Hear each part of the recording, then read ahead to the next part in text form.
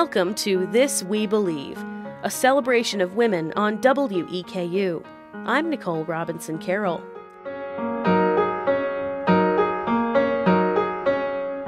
WEKU developed this special to observe and celebrate Women's History Month. Women across the Commonwealth were asked to distill their core values into a short essay.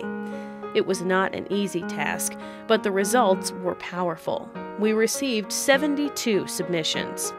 In the next hour, you'll hear the strong and profound convictions that drive 15 unique women, laced with humor, sadness, and determination.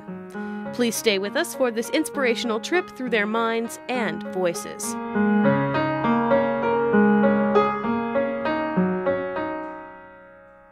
We begin this program with an essay about the can-do spirit. Allison Tabor of Georgetown tells us that she focuses on what she can do rather than dwell on other things. I believe my survival, physical, financial, and emotional, is in the simple act of doing what I can do in each moment of each hour within each day. Every time I'm tempted to give in to the increasing list of things I am unable to do, I employ the act of will to identify and actively pursue the constructive things I can. Simple choices of will can make every day and all of life's complexities more than something to be survived or conquered or even experienced in adventurous ways. It sounds trite, but recognizing what I can do and doing it brings my focus to one of the most basic truths for me. Peace and happiness are not in the circumstances of my reality, but instead in how I choose to perceive them and what I can do about them. Beyond my limited sphere of influence, I can't even begin to know how to fix the world's many problems. Every front is daunting. But this reality should not preclude me from being aware. I can watch and read and listen. On the home front, the list of things I cannot do is just as lengthy. As a college professor, I increasingly hear from students who worry they may not be able to return next semester due to financial stress. I wish I could pay the tuition for each one of them. What I can do is give them their money's worth in every class I teach. I can avail myself to their questions about what they are reading and writing in my courses, and sometimes just about life in general. I reached my 50th birthday last year and had intended to spend all of the following year celebrating that milestone. What will you do, my friends asked. The possibilities seemed endless. You could return to Africa. Why not raft down the Colorado River or hike the Appalachian Trail? Yet my celebrations were of a different nature. I celebrated my family and friends, my work, my garden. I celebrated being upright and strong, doing all that I could and helping others do what they could as well. It was a good year. Allison Tabor of Georgetown. Next, we'll listen to Joy Moore of Richmond, who informs us that although her family didn't have much money, her life has always been full of riches. I've been enamored of life since 1978, almost born in the back seat of a '73 Gran Torino, barreling down River Road in Estill County, Kentucky. I had crowned amid prayers to Jesus spoken in tongues, and the squeaking jack hoisting the tail end of the car up so my father could change the flat tire. The spare was bald, too. There between the river and train track was almost I. Life for me has always had a way of holding itself in. Until now. I believe in the inner voice and how it can resonate, resilient. Looking back to look forward, considering how far we have all come. Growing up poor was necessary for me to know what cracks to not fall into. It set the tone for my life. Poverty was a blessing in retrospect. It forced me to use my imagination. I could hear the tune of 1,000 songs as my Aunt Ruby strummed an old 2-string guitar. I could build a fortress with the scrap wood blocks Daddy would bring in to stoke the stove in winter. I could sail the high seas as I sat beneath the sheets my mother would hang out on the line. I felt them wisp and snap about me in summer heat storms. I could ride my bicycle to the end of a world that rests on the rim of gravel, meeting blacktop. I believe in the land, and how that it gives eagerly, despite. There were years when the harvest seemed like manna, plums so ripe and heavy they split the limbs from the trees, walnuts to green our fingertips, blackberries by the gallon buckets, the stringing and snapping of beans on the front porch from the 12 o'clock whistle until the sun went down, for days.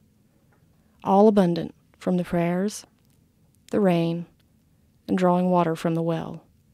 Every living thing thrived from the love in and around home. I believe in being light-hearted and good-natured, and laughing so hard you cry, and counting your blessings instead of your money, and remembering where you came from. I am thankful that I was forged with inner and outer peace. I am thankful for a childhood filled with the beautiful, simple, and plain old everyday. I believe in that extraordinary love, so powerful that it still echoes and resounds within and around me, giving light to a world full of dark moments. Essayist Joy Moore of Richmond. Ellen Burkett Morris of Louisville also knows the value of finding happiness despite the challenges of life.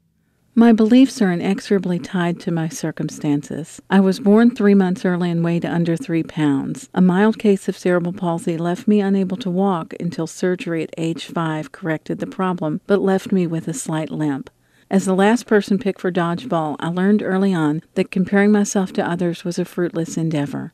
I believe that each of us has unique gifts that must be nurtured and shared, not weighed and measured. From schoolyard taunts, I learned that people can be cruel, and this usually stems from a fear of that which is different. People seldom recognize, much less celebrate, the ways in which they differ from their peers. I learned that while others may love you, they can't heal you or make you happy, so it's important to learn how to protect and comfort yourself. I don't let others make my choices for me. I strive to surround myself with people and things that make me happy. I learned that during trying times, when my greatest impulse is to closet myself away and lick my wounds, it's important to reach out to others and to let their spark light up my life, if my own spark has dimmed. I've learned that only I can tell my own story, so as a writer I've had little to fear from other writers, and I'm free to celebrate their successes and learn from the stories they tell. I believe we have much to learn from animals who live in the moment, give affection freely, and greet the world with a sense of joy. By watching others, I've learned that inspiration is all around us. There are as many ways to live, love, and solve problems as there are people in the world. I've learned that the one constant in life is change, so I must remind myself that if I'm not where I want to be in my life now, I will certainly be elsewhere in the future. Most of all, I believe I must confront life's challenges with courage, grateful for the chance to show what I'm made of. Ellen Burkett Morris of Louisville. Our next contributor, Simone Cottrell of Lexington, is the first to admit she doesn't know everything. At the ripe age of 23, I believe that life is extremely confusing. I'm a year fresh out of college, paying bills and Google searching for the next great adventure. I like to call this stage of life development limbo, joyfully bouncing from one internship to another, living for karaoke Fridays with the girls, and the innate ability to single out the high school kids in a college setting. I challenge the ever-changing ways of life, and I have collected a few shells of solid beliefs that every female in development limbo should recognize. Money is a pain in the butt, especially when I've been financially independent since May 2003, my high school graduation date. I avoid credit cards and I collect loose change, but when it comes to that green stuff called cash, I secretly wish that it would reproduce itself in my wallet. After taking care of monthly expenses, I have to make tough personal money choices.